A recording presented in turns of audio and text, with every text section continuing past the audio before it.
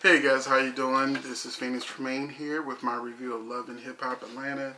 This is season 5, episode 2. It feels like season 10. I mean, it's only been 5 years since this show started. Basically, I'm just gonna go down the list of people. Love and Hip Hop. It's such a formula that they don't deviate away from. This is how you know the shit's fake. Every episode, well, we all know it's fake. I watch it just for the fuck of it, for the fuckery. But it always ends with a fight. Every single episode ends with some sort of fight starting, and it to be continues. Every episode. That's called a formula. But we didn't get any Jocelyn this episode, which is pretty much the only reason why I watched for 5 seasons or 4 seasons. And Stevie J comes back next episode. But Stevie J and Jocelyn made the show for me. So it's kind of weird watching a show, Love and Hip Hop Atlanta, without them because it's not as much fun. Mimi Faust. Me. What to say about Mimi? She's now with Chris, which is a trans man. But what I didn't understand was that Chris did not, rep being trans. They just talked around the definition of what Chris is without actually saying, hey, I'm trans. It didn't make sense to me that, we don't want to put labels on this. Nah, you're kind of trans. And I can't remember what the slang term was. Like, Chris is a no-touch trans man. So, and I've heard of this before because one of my friends is a lesbian. And she's the femme, and her girlfriend is the mask, dom, whatever you call it. And her girlfriend does not want to be touched in those areas. Maybe I'm telling her business. I'm sorry. But she told me that she doesn't want to be touched, like nothing. She's just the dominant one and does everything to her. And so I understand what Chris was saying, but my friend's girlfriend is not trans. Even though she looks like a man, she's not trans. She's just a butch lesbian. So they were trying to explain that Mimi hasn't become a lesbian because Chris is not is not a lesbian, but they didn't use the word trans, which is interesting because they do have a trans woman on the show, which would be, was it D. Smith or what's the chick's name? Yeah, D. Smith. Which is interesting. The thing I like about D. Smith is that she isn't overdone. If you've ever seen transsexual people, especially like within the last 20 years or whatever, a lot of them do some weird shit to their bodies. And I know some of y'all probably mad because I said that, but them hips, when they get them hip implants or whatever the fuck they do, where the hips are out to here, which looks deformed. Them chipmunk cheeks that I never understood why you get them fucking chipmunk cheeks. It don't make you look more like a woman. It makes you look fucked up. Or the super duper oversized titties. I personally like titties, but there's a point where once you start getting past a D, and you don't have the body for it, for anything larger than a D, like if your body fits a E or an F, like my friend, the lesbian I was talking about, she's like a double D, E, some shit like that. She's got huge ass, big ass titties. But even though she's small, they fit her body. But some people just overdo it with the titties. So she doesn't overdo it. She actually said in the episode she needs some titties. But I think if you're going to be a model, that's not necessarily like the thing you want if you're going to be a runway model. If you see that most of them chicks are flat chested. But D. Smith has a friend named Betty Idol. Who the fuck is that?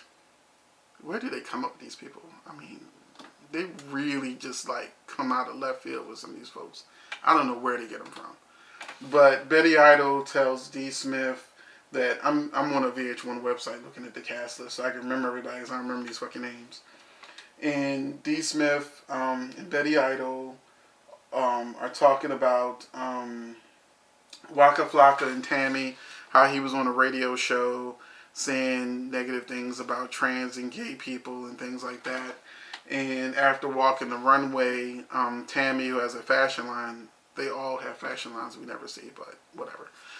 So Tammy now has a fashion line, and she wants D. Smith to be a model, and is surprised that D. Smith is a trans woman, but still wants her to be one of her models because they're on Love and Hip Hop together, so that shit's got to happen to keep a storyline. But anyway, D is worried about Waka Flocka and his views and how, does Tammy share his views.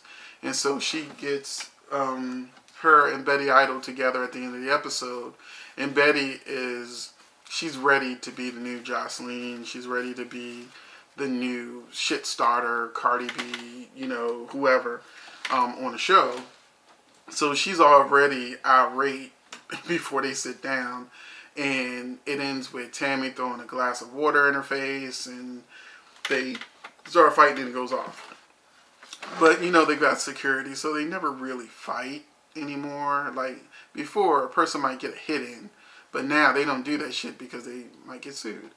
So, I'm sure they'll break up, but we saw in the Super trailer that Betty Idol was in her car talking about that bitch pulled out my hair and showing her hair in her hand. So I guess that's what we'll see next episode.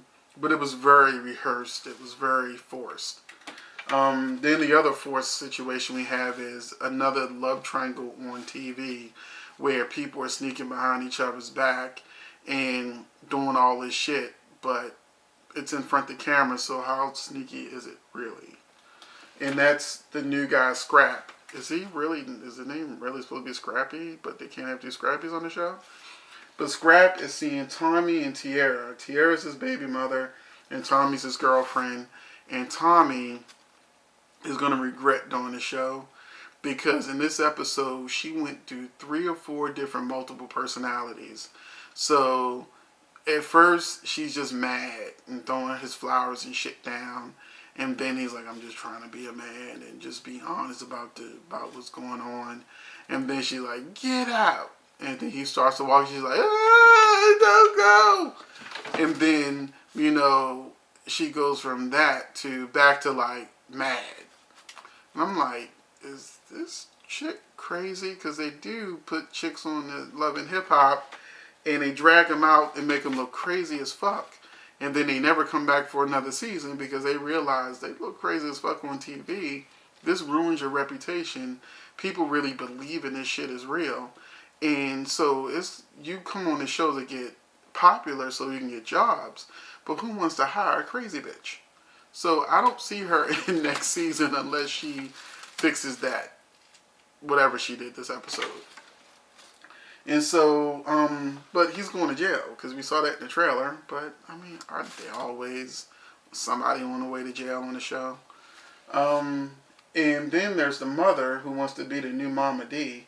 Her name is Karen KK King, talking about she doesn't like Tierra because she snitched on her when she was on the run, trying to do something. I don't know. This shit just sound ghetto as hell.